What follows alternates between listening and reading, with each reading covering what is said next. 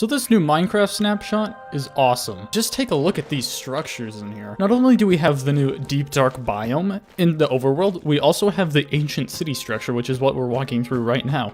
This ancient city structure contains many different things, most notably the sculk veins, sculk catalysts, and the sculk shrieker blocks. One of the really cool things, sorry, I should be quiet. One of the cool things about this new biome is that mobs don't actually spawn in it. Another cool effect that we have is called the darkness effect, and this effect is caused by triggering sculk shriekers, which ultimately sends out the warden. Another great thing about these sculk sensors is that you can mine them up for XP. And then if you use Silk Touch, you can also mine them up and get the block itself. With these new sculk blocks, you can mine them for XP. As well, we also have these sculk vein blocks. Now these blocks are said to be similar to glow lichen, but they can be placed in any orientation, which is quite cool. And also, they can be waterlogged.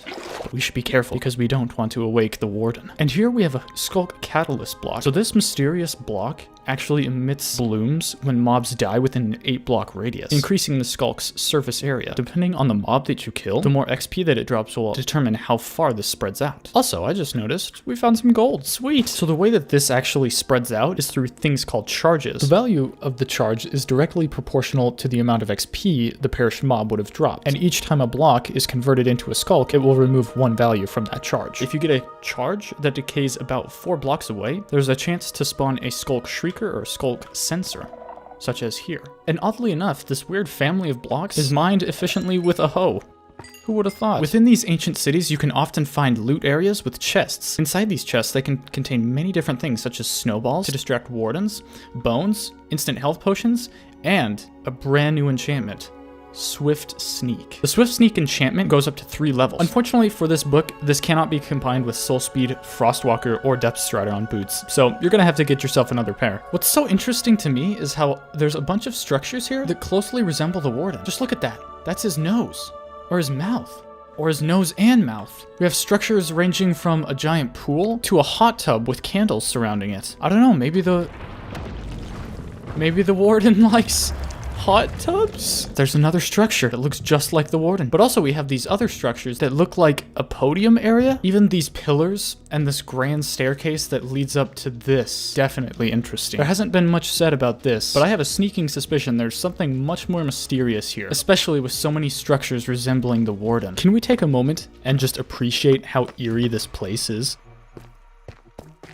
It's honestly horrifying in many regards, and here we have it. The horror of the deep dark.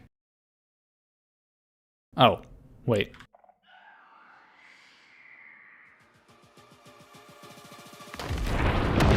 There he is, the warden. This creature acts a lot like the sculk sensor, using vibrations of things around him to locate its prey. He likes to sniff to find his way around. When he notices something that catches his attention, his ears glow, just like sculk sensors. As you can see, his heart rate increases as he gets into combat. And there he goes, back into the ground. Peace and quiet once more, although it is quite dark. There we are. We can see once more. And no, if you think you're gonna cop out just by breaking these sculk shriekers, that's not gonna happen.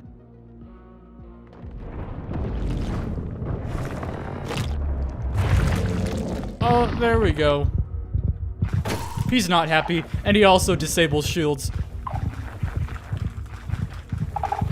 Run! Oh my gosh. Okay.